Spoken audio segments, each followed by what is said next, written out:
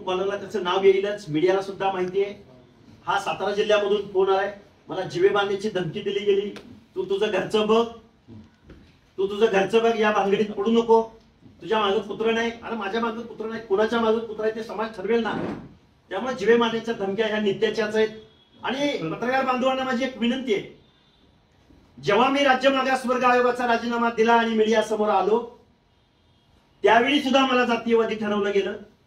जेव्हा मी छगनराव भुजबळांना टार्गेट करून ओबीसी बांधवांवरती हल्ले झाले मराठवाड्यामध्ये, ओबीसींची घरं जाळली गेली, ओबीसींची दुकानं जाळली गेली, नाभिक बांधव असेल, धनगर बांधव असेल, प्रत्येक ओबीसी बांधव जो जो ओबीसीच्या बाजूने बोलत राहिला, तेव्हा तेव्हा त्या ओबीसीवरती हल्ले झाले. त्यावेळी लक्ष्मण हाके पुढे आला.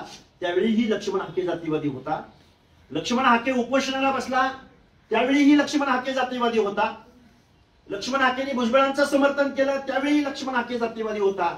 लक्ष्मण हाकेनं कुठेही स्वर्गीय संतोष देशमुखांच्या हत्येचं समर्थन केलं नाही, कुठेही आरोपींचं समर्थन केलं नाही. पण एका जातीला तुम्ही